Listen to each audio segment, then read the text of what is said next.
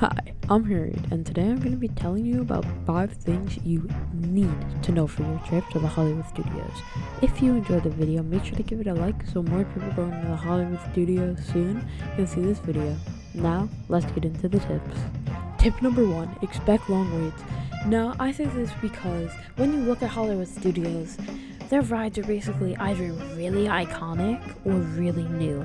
I say this because their 2 most popular rides are the Rock and Roller Coaster and the Tower of Terror. Those are 2 really iconic rides. And then, when you look at their new rides, there's the Mickey and Minnie Runaway Railway, which is a really fun ride that you definitely want to go on again after you get on it. And then when you look at the new parks, there's Galaxy's Edge, which is super fun, and Toy Story Land, which is also really enjoyable. And so for the people to get on those rides, there's going to be a lot of other people doing that too, which is going to make your ride almost always have like a 45-minute wait, unless you're like at lunchtime or at dinner time, where it might go down a little bit. Tip number 2, Toy Story Land is small. Now this is really important because when you look at a map of Hollywood Studios, Toy Story Land does not look that small. But when you compare it to its counterpart in Star Wars Galaxy's Edge, it is a lot smaller.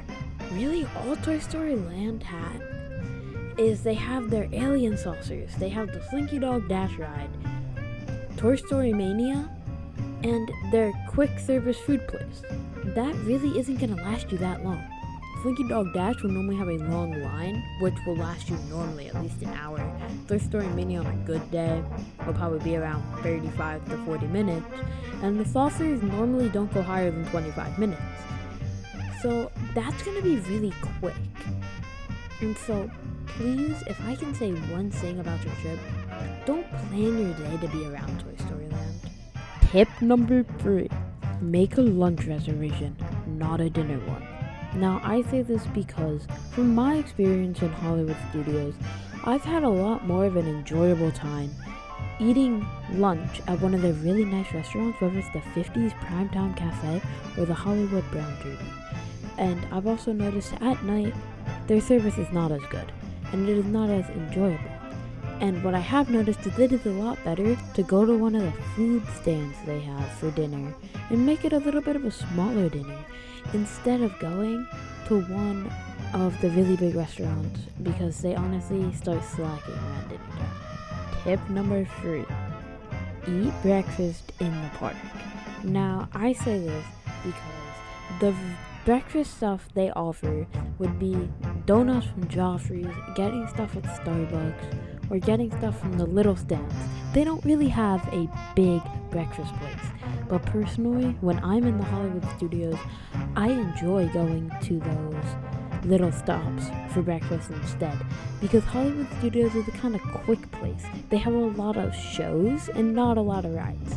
So you need to be able to eat quickly so you can get to a show, or quickly so you can get online for a ride. Tip number 5, shop for a while. Now, I say this because Hollywood Studios has probably the best shops in all of Disney World. When you walk in, to your left and your right, it's almost like it's Main Street USA, but it's only shops.